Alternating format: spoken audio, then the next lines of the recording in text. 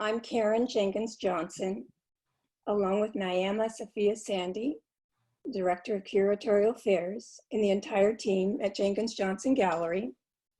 We are thrilled to welcome you to our first conversation on culture with esteemed professor and artist, Enrico Riley. Thank you for joining us on this Good Friday.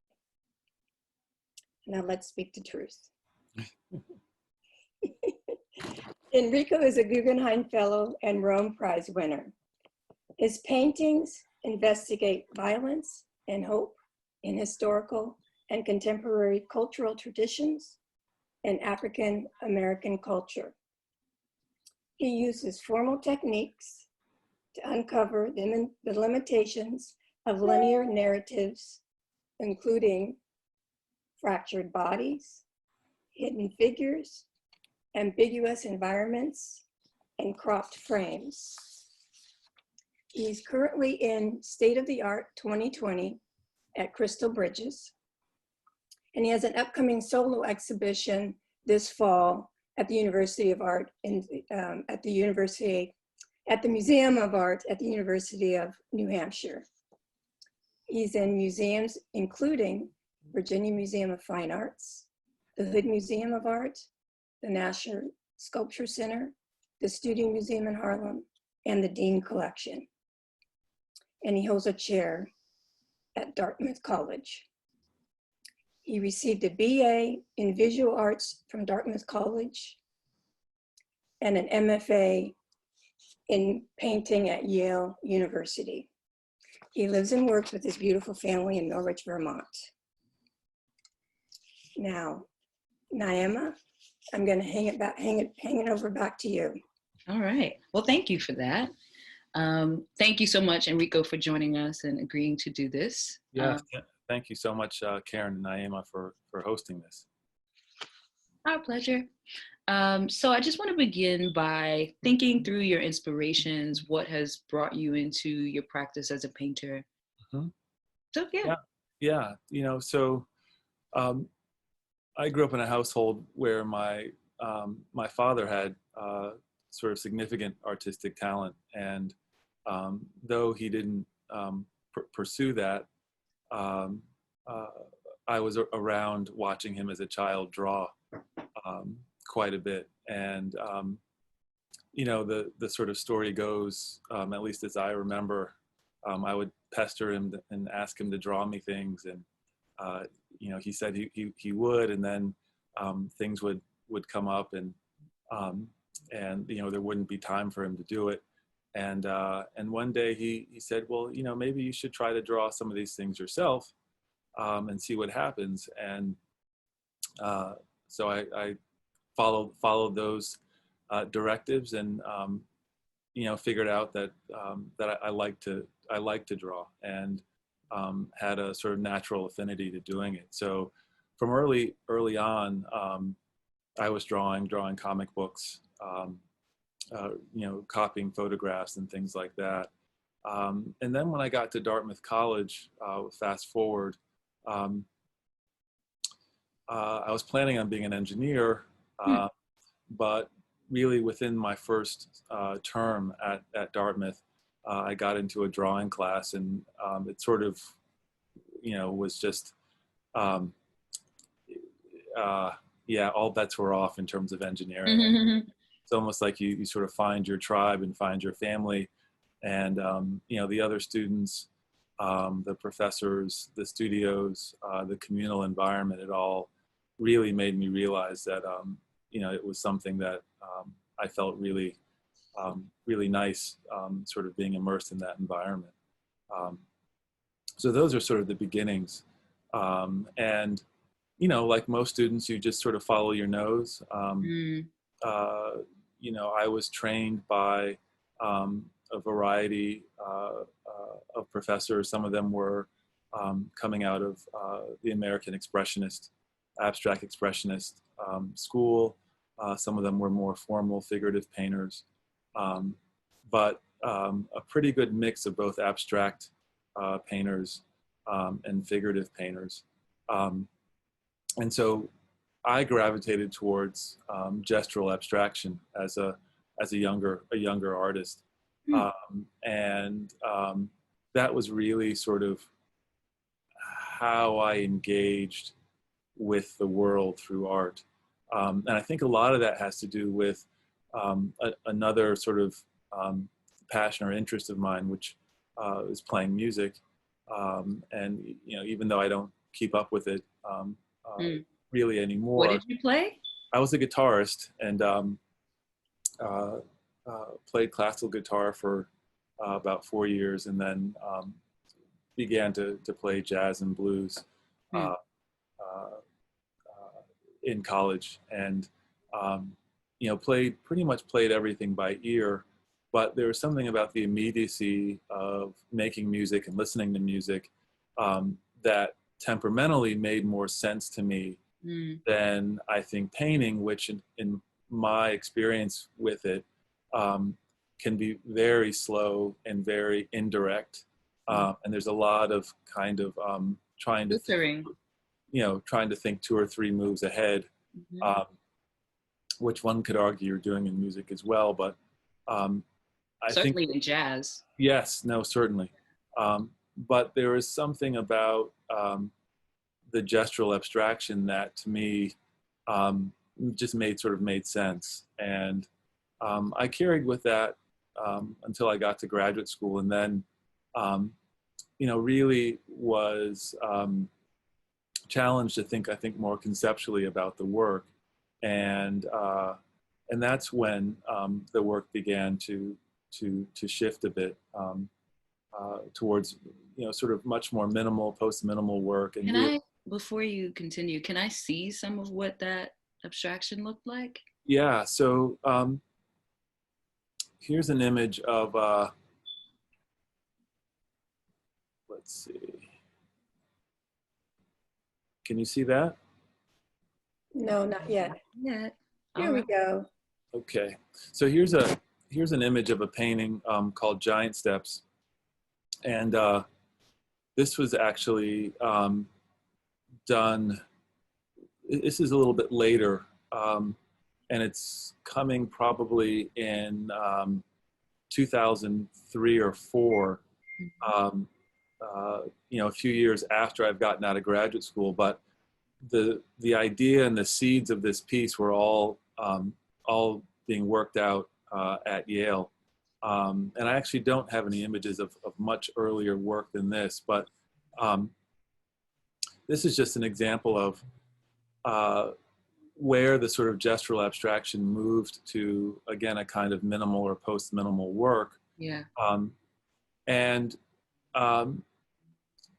Certainly it's coming a bit out of sort of high modernism. And I'm thinking a lot about Mondrian and thinking about Piet Mondrian's relationship to music as well. But I was really interested in sort of not using the painting as a kind of interpretation of music, but more as a way to actually transcribe score. So this is an actual transcription of this sheet music of Giant Steps, with the chord values being represented by the rectangles on the sort of rectangles on the bottom row. The music score Giant Steps. Giant Steps by John Coltrane. John Coltrane. Okay, yeah, okay. Yeah. But the small squares sort of floating above the rectangles, that's the melody line. And then the rectangles that sort of sit sort of linearly underneath those squares, those are the chord values. So, and I pretty much got a color represented to each value, to each chord and note value, though there's some overlap, and it's not a complete transcription, but it's pretty close. So to some degree, if a musician, if you gave him a little chart and said a B flat is red and an A flat is yellow, they would theoretically be able to play it. But you know, what's different than Kandinsky, Wally Kandinsky, modernist painter, and Piet Mondrian is, again, it's not a matter Hold of, that thought. So for those who may be watching, joining us, who aren't familiar, are you able to show us some of the examples of what you're referring to in your I don't right now have any images of Piet Mondrian's work or Okay. Kandinsky's work, but People can Google it, yeah. most people will know Mondrian's work. You know, it's very much looks like sort of primary colored rectangles and squares, Yes. separated by black horizontal and vertical lines, at least his more mature work.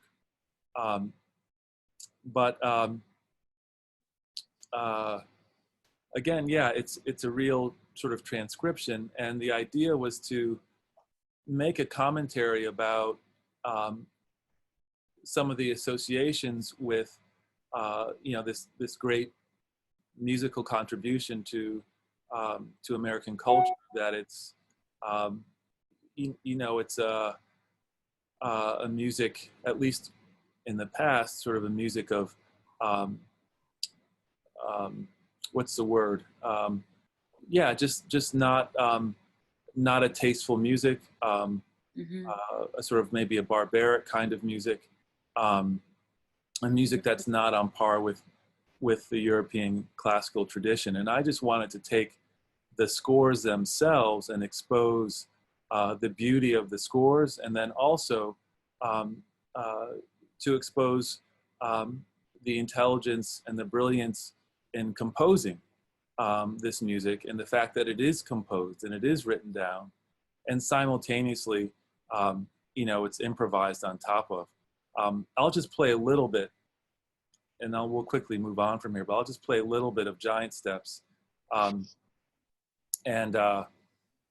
If you listen to Coltrane's saxophone, he's following the little squares floating on top, and you can read it left to right, top to bottom. But I'll just play it.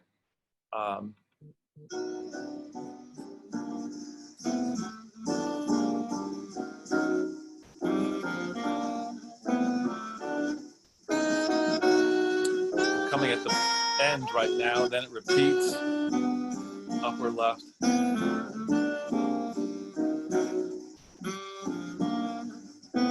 And what gets really interesting is where Coltrane begins to improvise. And he's filling in all of these spaces in between these block notes. So what we were talking about briefly yesterday, if you remember, is this idea that jazz and so many other Black musical traditions are actually filling these spaces in the Western music notation that aren't meant to be filled. That's right. And so that is where so much of the genius of our folks lies. Yes. In bending the systems that were not meant to contain our brilliance. And here we are. Very well said. Very well said. So I would love, oh, were you going to? Yep, I'm just going to pull that image down. Oh, I see. Okay. So with that said, you went from abstraction into this figurative work that we are so much more familiar with. And I just wonder about the transition into that. Yeah, I mean, there's a couple of bodies of work. I think one of them is sort of has been shown some and is out there, and then there's a few that I've held back. But really, you know, I had my first child,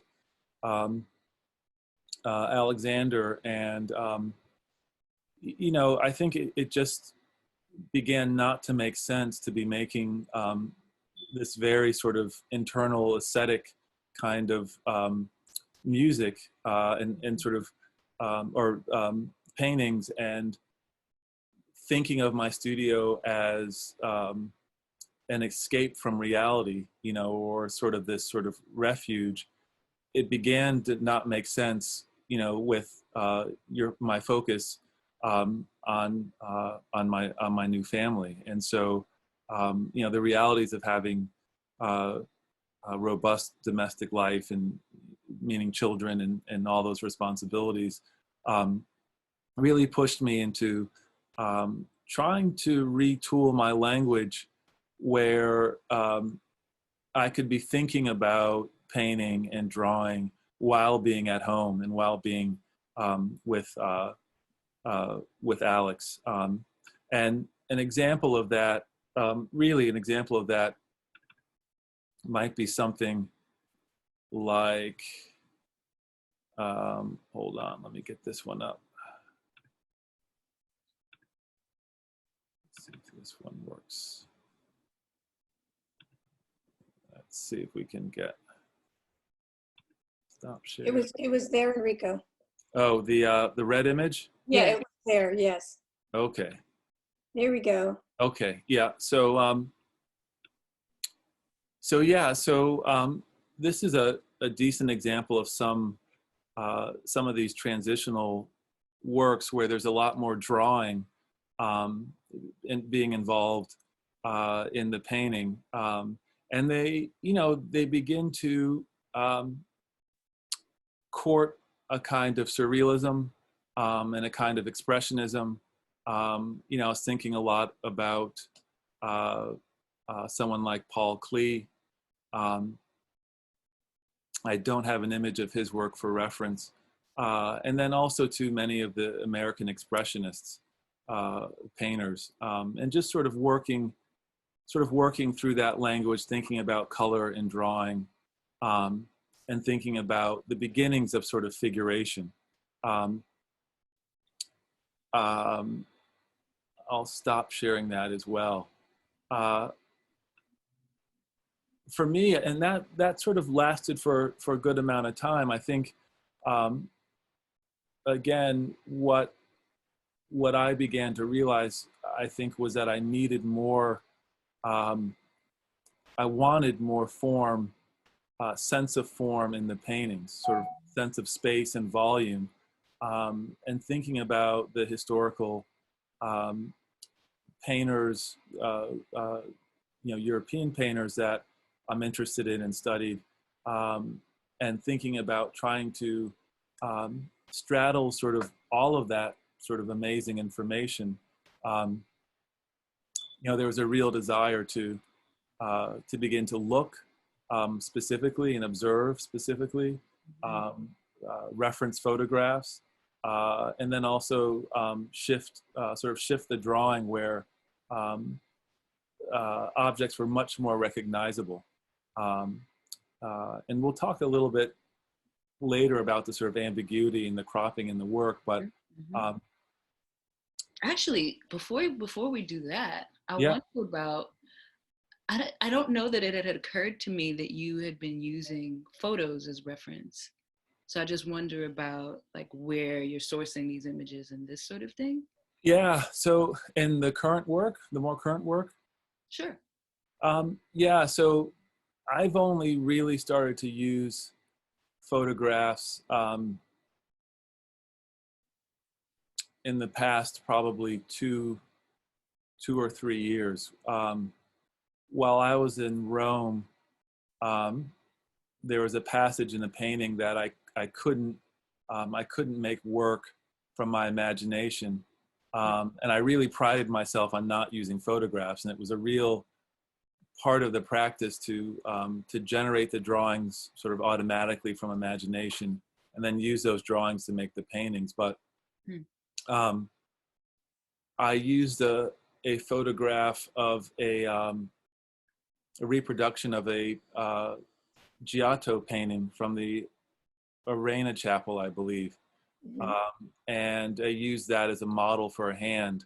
And then it began to slowly grow. I mean, it just happened in little bits and pieces.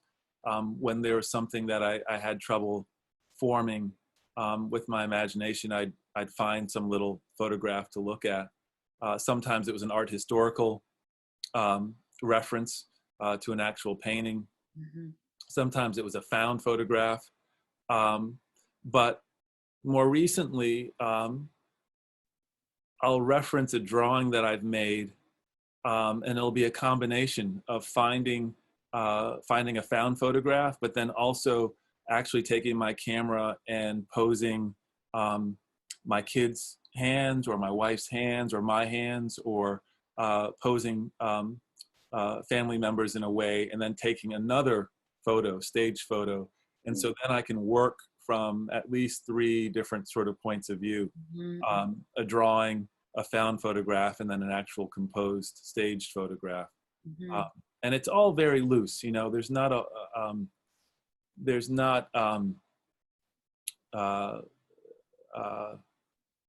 prescriptive. Yeah. Yeah.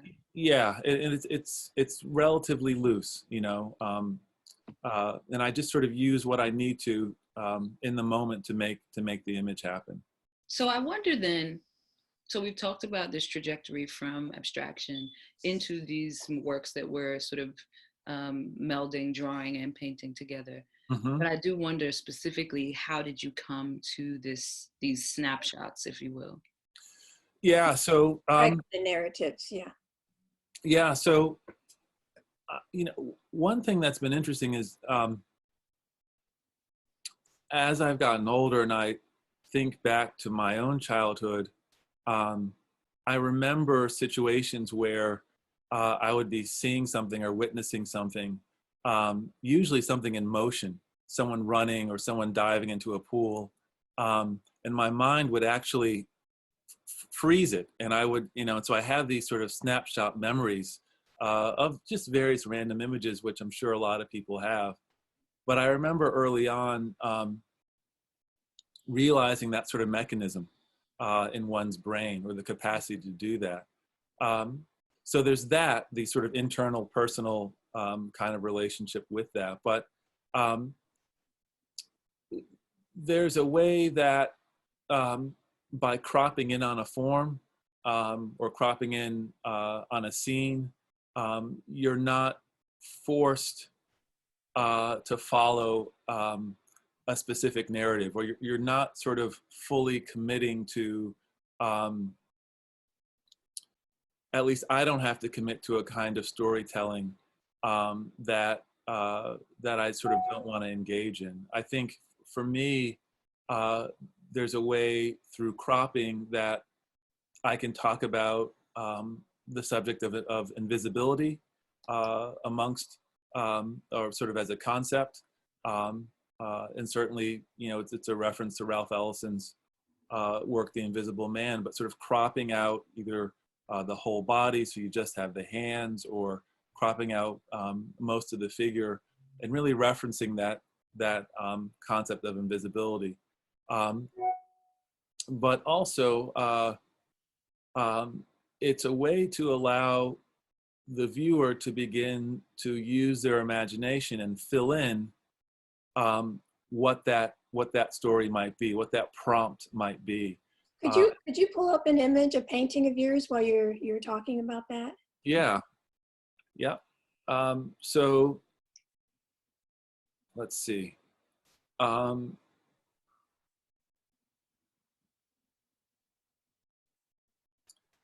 This might be, well, this is a relatively new one. Is that one showing up? Not yet. In a moment, and here we go. Yep, we got it. Yeah, so, you know, here you have obviously a sort of a table, a table, a gaming table, you know, sort of a series of hands that are there. And hopefully the viewer will start to create a story themselves. I mean, there's some things that I'm leaving sort of open and ambiguous. There's some things that I'm being relatively emphatic about, or that are pretty clear. But I'm trying to give you enough of a sense of what's going on that that you're engaged. But also too, I'm not trying to spell it out completely.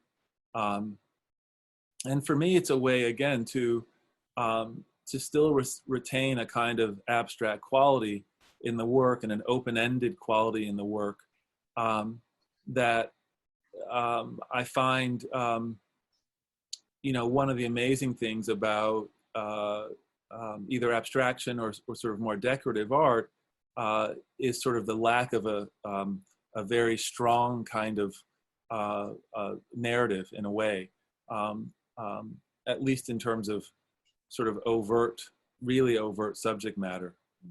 And so whenever, at least for me, I'll speak for myself, whenever I start to get into looking at figuration, there's automatically associations that come to that. So how do you set up a way to a foil against the kind of specificity of figuration? And the works have become a little more specific, at least in terms of the rendering of the forms and things like that. So, you know, David Lynch is a director. He created Blue Velvet and Mulholland Drive, and there's something about his films that I find interesting. They're relatively non-linear. They're Definitely. cropped in scenes. I find some things about Alfred Hitchcock sort of interesting as well in terms of cinematography. And then also too, in some ways, I think there's a natural affinity to some of that 40s and 50s film noir kind of vibe. But again, the cropping is a way to leave various possibilities open for the viewer to fill in. Could you also expand on the color palette that you've chosen, for example, in this painting? Yeah, I mean, maybe I'll jump back a little. I think the transition from, say, the abstract red dominated painting to this kind of body of work, there was a drop in sort of in chroma, and I began to work a lot more tonally. And certainly I was, you know, thinking about the tonality of medieval paintings, and you know, using tonality as a way to get at form. So there's a way that I'm thinking about color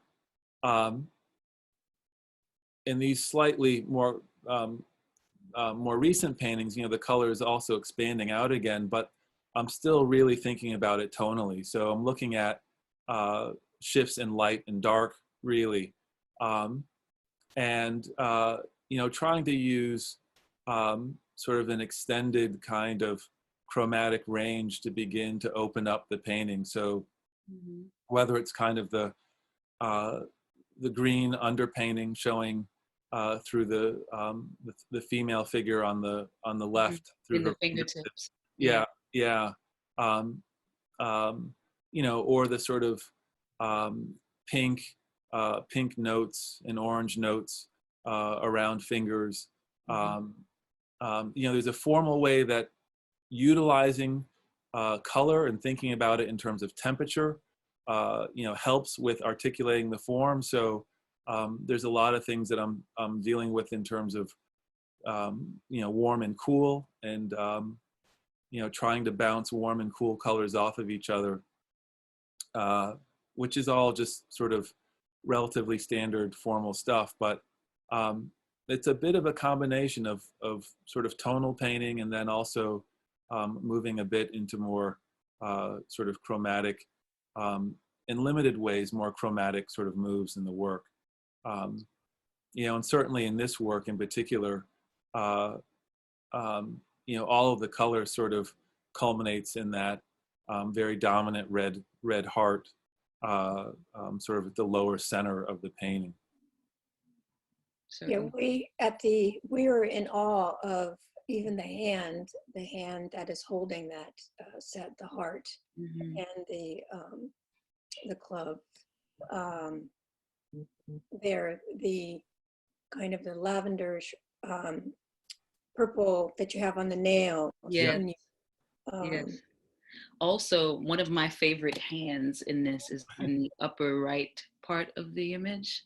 I mean, you can't really see it that well on a screen, but in person, it's just, breathtaking, because I think one of the things for me about this work is, of course, if you're looking at someone's skin, you're Right. actually seeing all of these different colors. And I feel like you've really done an incredible job of actually enlivening the painting in that way. Yeah, yeah. I mean, it sort of brings up another issue of, there's sort of overt sort of subject matter issues of uh, various parts of African American culture and issues within the Black diaspora that are sort of more or less overt and obvious. But then simultaneously, I think for artists, and again, I'll just speak for myself, there's a whole network of formal issues and perceptual issues, or it depends on where you're sort of positioning yourself in your practice. But yeah, there's a whole nother dialogue that's going on in terms of doing things with color or drawing to try to make the painting achieve certain things. Can we talk a little bit about your elongated and oversized fragments, such as in Blue Skies at Sea, Toward the Future? Do you have that? Yeah, let me get that up. What I'll do first is I'll show you this image of a Cézanne painting. It's not a great reproduction, but it was one of the few that I could find fair use and of the right size. And you can see that figure's elongated right arm compared to his left arm. And there's a way that sort of formally, at least in terms of what's happening on the surface of the painting, there's a way that Cézanne is, at least in my reading, trying to accentuate a sense of perspective from front to back by changing the scale, dramatically changing the scale of that figure's arm. But so that's a little sort of historical reference. And then this is the painting that Karen, you were referring to. Yeah. And let me see if I just need to dig through mine and find it. But, so you've said that, but I also wonder about the ways that your own corporeality. Sure. How they bring into how you're doing what you're doing. Yeah. So for clarity, what I mean is, and if you've ever seen Enrico in real life, he is extremely tall.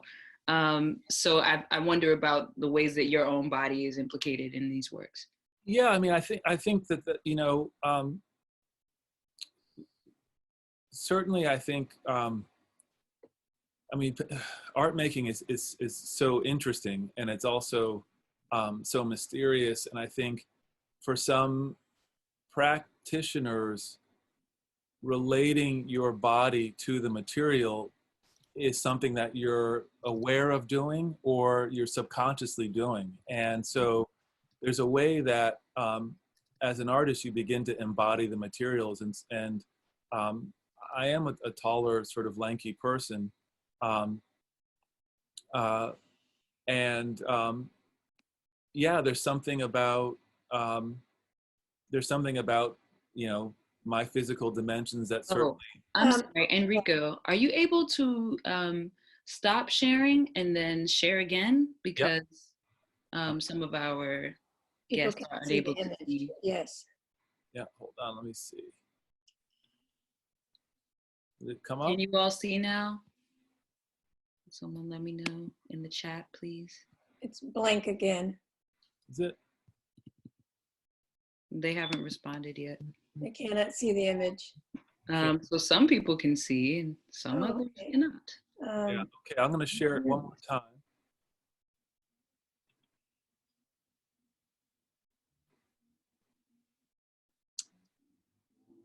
Okay. Okay. Kent says he can see. Yeah, Ken Tally can see it. Rachel, can you see it? Lynn, can you see? Those two definitely said they couldn't. Huh, how strange is that? Yeah, that is a bit of an anomaly. Um, should I continue or should hold on for a bit? Why don't you do a visual, can you describe the painting while you are? Yeah, so it's a slightly more vertical painting. It's probably 56 by 55 inches. So it's a large, medium-sized painting. And there's a figure which is cropped where he's cropped at the lower, sort of the nape of his neck. And then by the upper edge of the canvas, and then he's cropped right sort of below the buttock, sort of at the upper thigh by the edge of some sort of structure. His back is facing us, and his hands are bound.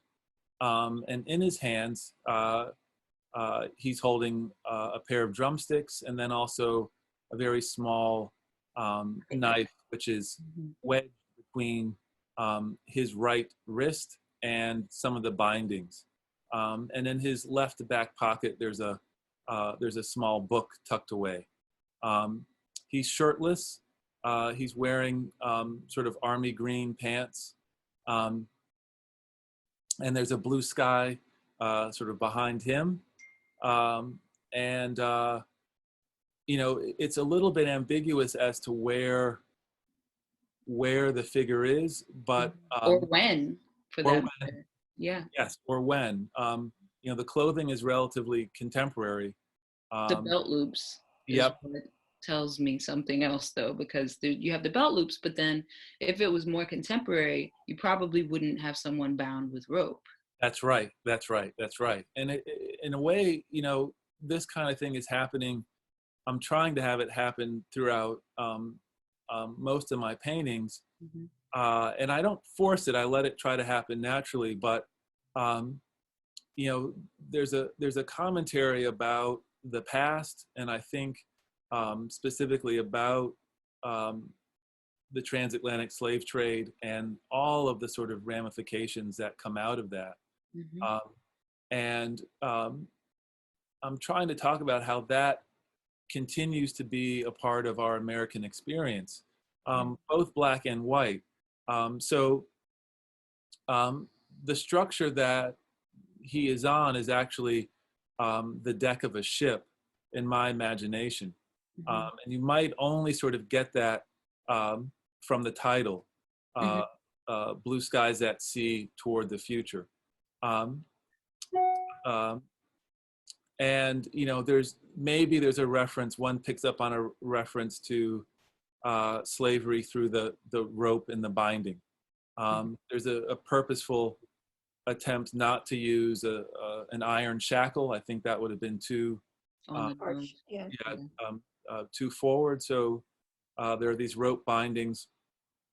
And then there's this reference to music, the drumsticks, this reference to music or rhythm, and all of what that could symbolize in terms of all of the different music traditions that began to migrate over from the continent, you know, through the Middle Passage, dropped off in the Caribbean and/or dropped off in the United States, and then those traditions hybridizing with the European traditions and creating, you know, the foundation of America.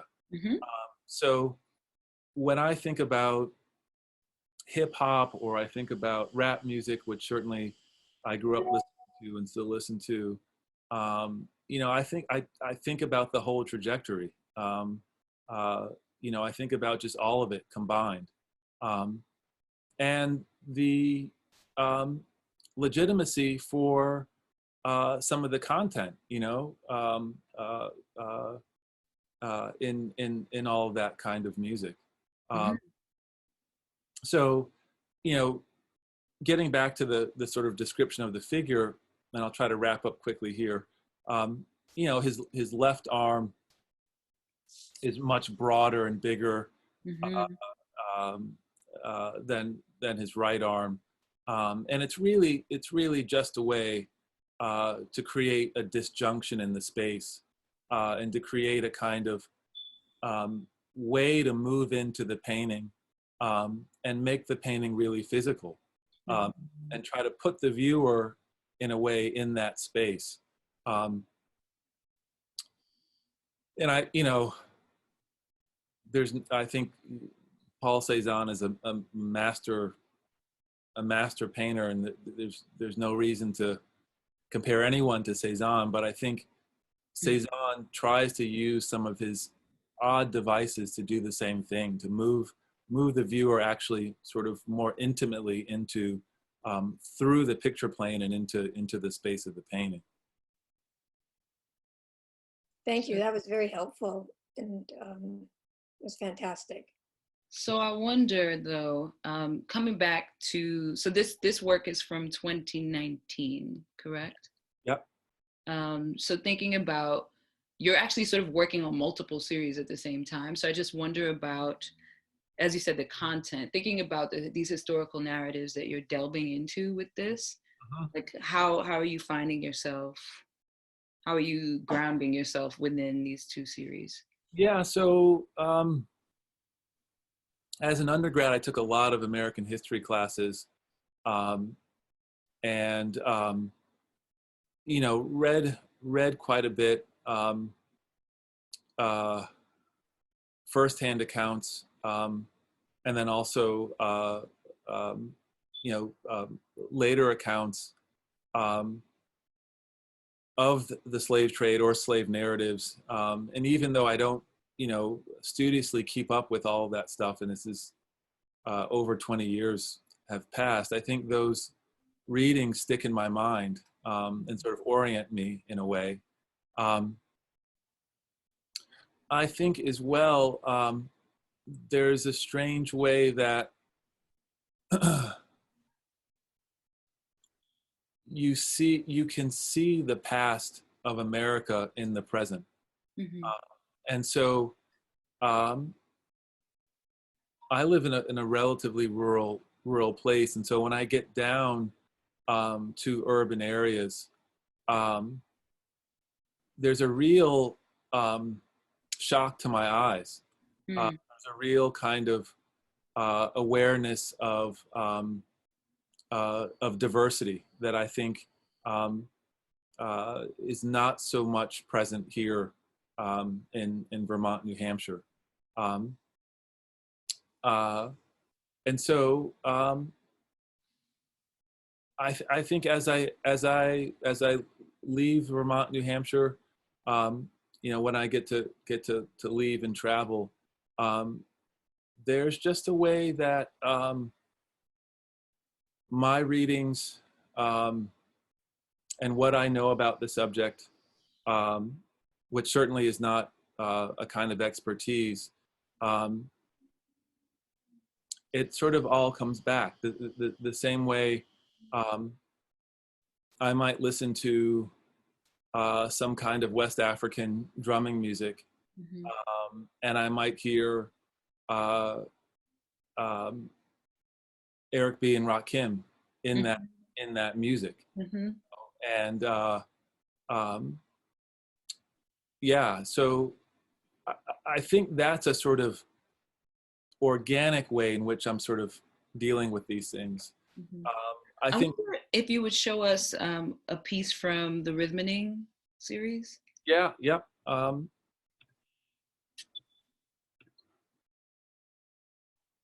So there's two in particular. Also, just not for you, but more so for those who are joining us. If you all have questions, there's a little tab that says Q&A, so you can feel free to type those in there. So we'll try to devote about 5 minutes at the end toward answering any questions that you all may have. So please get to thinking and typing. See that image? Did that come up? Yeah. Yes. You can see. Okay. So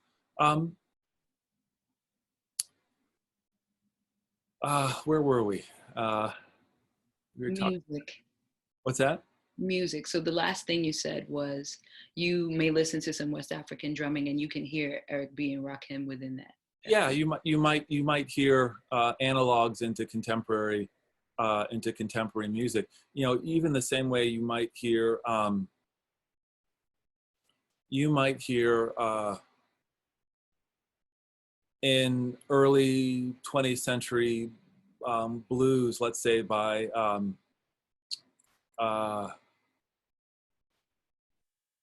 well, just maybe someone like Elmore James, who's actually sort of more mid 20th century. Yeah. You might actually hear 17th or 16th century English folk songs that filter, that get reinterpreted by early blues musicians. Yeah. I mean, literally in this image, there's a fife and a drum. There is a fife and a drum. Yeah. There is, that is really the reference, the reference to the cross pollination. And actually, I'm glad that you, so just before I broadcasted it so that the audience could join us, Enrico and I don't know how exactly it came up, but you told me that your mother's from Jamaica. And I was like, oh, this makes so much more sense now.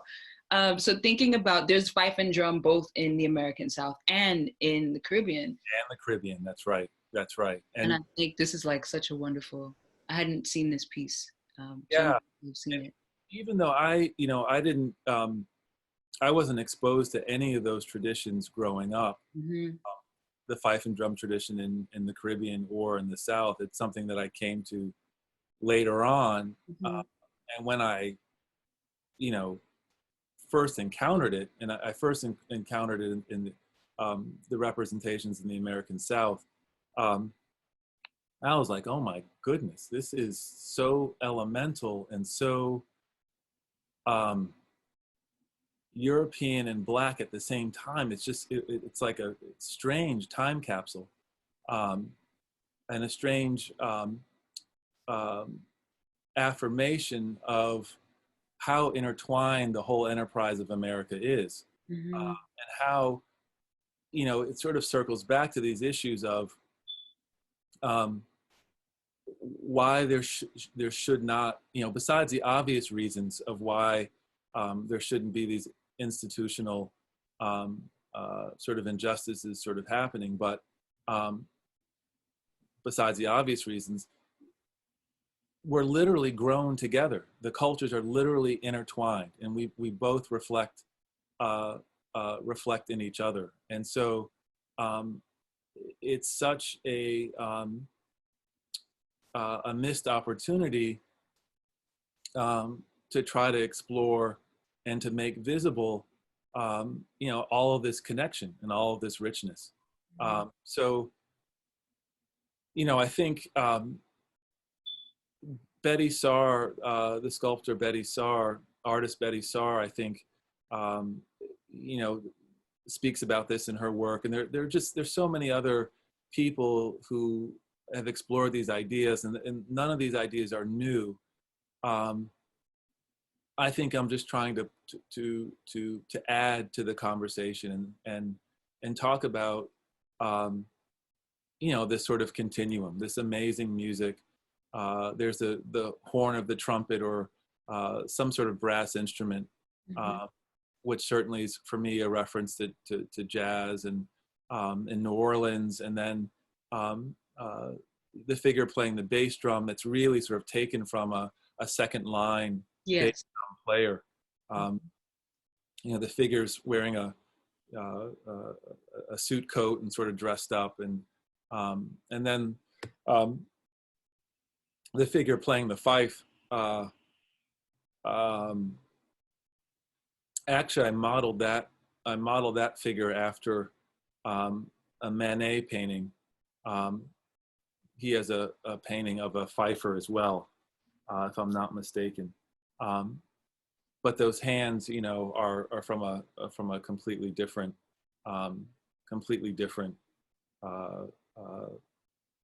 sort of a more country, rural incarnation of this mix of music, specifically the fife and drum music. Brilliant. So how has your time in Rome in 2017, when you were there at the American Academy, How has that impacted your practice? You know, I was fortunate enough to go over there, I think it was 2016, 17, and I had been really looking at the American, Jewish American painter, Philip Guston. You know, a lot of people look at him, he's very influential, but I've been looking at his work for a while, and through him, and he died in the early 80s, but researching him and looking at his work and being familiar with it is. I'm so sorry. This is coming in. Apologize. Um, Thinking about and realizing his influences, which you know, were early Italian painters, Giotto, Piero della Francesca, the painter Duccio. I really wanted to go over to Rome and try to see some of these paintings firsthand and sort of try to Oh gosh. how they influenced Guston. And there's a certain amount of Guston influence in my own work. But, you know, the time over there, first of all, you have more or less a year to really focus on your work. But it was amazing to be in Rome and to be in a environment that had been remade so many times over so many centuries, and there's so many remnants of so many different civilizations. Yeah. Oh my gosh. And there's influences from Egypt and Ethiopia that are right in the middle of Rome, and you realize like the Caribbean, you know, the Mediterranean was another completely international, you know, melting pot, you know, interaction between North Africa and Southern Europe. And luckily I was there with a really great group of scholars who were able to open all that up to me. So there's sort of the structure of the city, which, you know, you're seeing ancient ruins next to contemporary buildings, the Pantheon next to a newspaper kiosk, and maybe a 16th century building, and it's all just collage. It's like a giant cubist collage, the whole city. And then you walk into a church down the street and there's 3 Caravaggios there. So that idea of collage being reinforced was really impactful on me. And then also too, I think seeing the paintings of Piero and the frescoes of Giotto, seeing them actually in the cultural context was also extremely illuminating. Yeah, so in a nutshell, I think that's sort of how it impacted my work. So we haven't really discussed your time as a professor. So I kind of want to shift and think about, is there a sort of two-way transmission happening in terms of how you're approaching your own personal practice? And is there some way that what you're working through with your pedagogy with your students, is there like a exchange happening there, you think?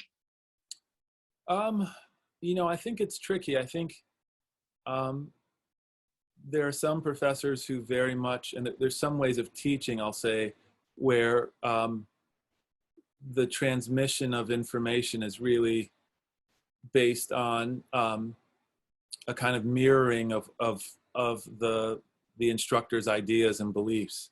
And I wasn't necessarily trained that way. So my teaching style is much more open. And I think what I try to do is really talk about formally sort of how you do things, how you might do something, and maybe some of the sort of ramifications of doing it in this way or that way. without necessarily saying, you know, this is the way to do it, or this is the better way, or this is the good way, or this is the bad way, or, you know, you should be thinking, you should be making abstract work and figurative work isn't good, or you should be making figurative work and abstract work isn't good. None of those sort of categories, I don't have any allegiance to any of those categories. For me, it's extremely enjoyable to teach introductory courses, because there's a real focus on mechanics. But it's also great to teach the upper level students, where they're sort of coming to terms with how they're gonna be working in terms of materials, and then you can get into these conversations about subject matter. And I really try to let them come to me and sort of let me know where their interests are, and then I begin to react. But the one thing that I think I try to encourage is that they really listen to themselves, and they really sort of follow, even if the feelings feel strange or blasphemous or whatever they might be. I think encouraging them to explore those and sort of get them out so they can see them, and then make a reaction from there. I think in the past, I really tried to separate my own personal work from my students. I think I do that less now. But I do think there's a way that you have to, and I think every professor does it differently, but I think there's a way that you have to be aware that you're teaching in an academic institution, and that you're responsible for these students. And at the same time, you're an independent artist, and you have to deal with your ideas and your expressions as well, and not necessarily censor yourself in that regard. So it can be a bit of a balancing act, trying to balance both. And I don't know if that answered your question or not. I think it would be good if Enrico, if you talked a little bit about if there's some things or some topics that you see where you see yourself going, if you wanted to give us some snippets about what might be of interest to you coming forth in 2020, 2021. I plan to keep on painting and being as busy as I can. There's a lot of things I'm juggling. I don't do much else besides teach, be with my family, and be in the studio. And it's not in that particular order necessarily, but I think the way I work, I tend to make images that really come to me, and there's a kind of organic way in which the images come. And so I sort of resisted working sort of in a more focused series until sort of recently, where it's actually felt sort of good to really drill down into some of these areas that I've opened up. So the card players, we saw one image before. I'll continue to sort of explore that, and then also these sort of rhythming paintings. And rhythming it's a hard word to say, but it's a song by Thelonious Monk. It is. And it's, to me, it just encapsulates so much. The twisting of that word. I plan to make more of these sort of boat paintings, musician paintings. I'll share just one more. I can find it. Yeah. This is I love this one so much. Yeah, this is another one where, let's see if I can get it up. Is it still there? Yes, it's here. This is another one where, I'm putting in these these contemporary speaker boxes as a way to, again, to sort of reinforce that idea of sort of contemporary culture, along with these sort of maybe, and sort of digital sort of technologies, along with these more analog and older sort of forms. So there's just so much to work from with regards to this kind of imagery. And I've been working on some drawings and have a lot of ideas about various kinds of paintings to come out of this. Those are a bunch of things I want to do. And then finally, I'll just say there's also a lot of expanded kind of images within, I don't want to necessarily call it a casino, but this sort of images of a roulette wheel and images of different other types of sort of games of chance, just to try to really explore that whole area out. So those are some things that I'm thinking about, and then there are just other scores and scores of images that I have in my head of things to really make. So we'll see where they go. Awesome. I think that's wonderful. Niama? Yeah, so thank you so much. I see that we don't have any questions from anyone, so thank you all for joining us as well. Enrico, I think it's a good time to ask if they would like to ask some questions at this point. Yeah, I'm more than willing to answer a couple of questions. If people want to put them in the Q&A box, we can definitely answer some questions if you all have any. Thank you, Art Unpacked. So one of the questions that we have is the titling of your paintings. Yes. They all are untitled. Yes. Yet then you give us this title. Yeah. Especially with some of the earlier paintings. Let's see. Well, even this one that's up there right now, there's a way that I'm trying to assert that the image itself should be enough. And just so you know, this title doesn't show us what the title of this piece is. Right. Yes. Yeah. Let me get to another one.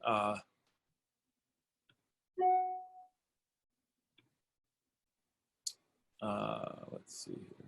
So that one was called Music Untitled, Music Rhythming, Keeping Time Traveler. Yes, a lot of words in that title. I know. It's a lot to keep track of, but I'll put it back up. There's a way that I wanted the image to be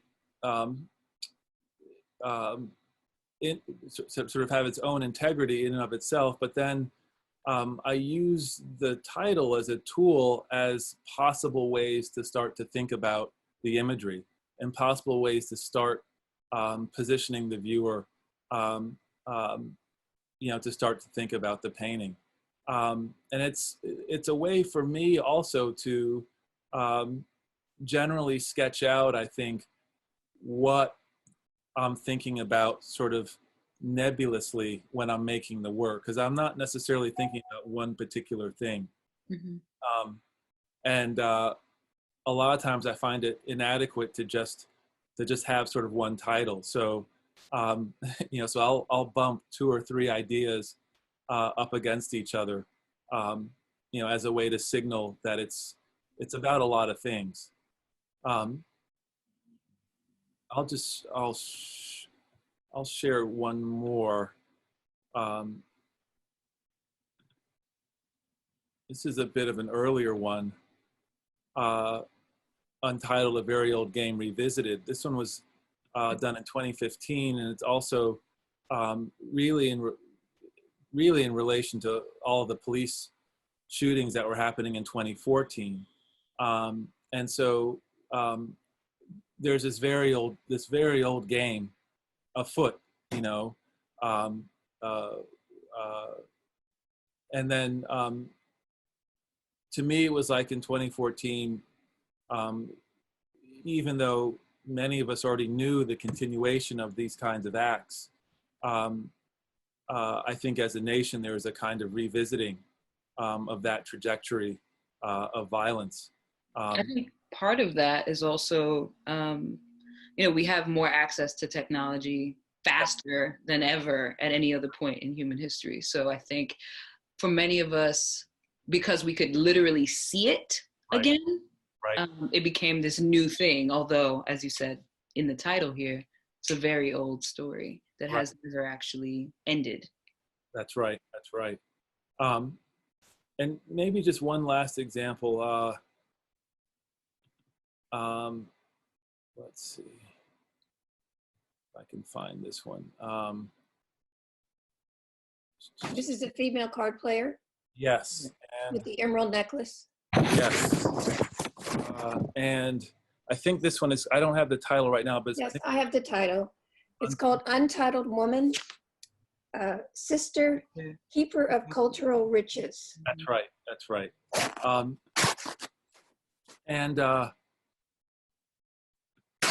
Yeah, there's a way that within, like what I'm trying to do in terms of unpacking,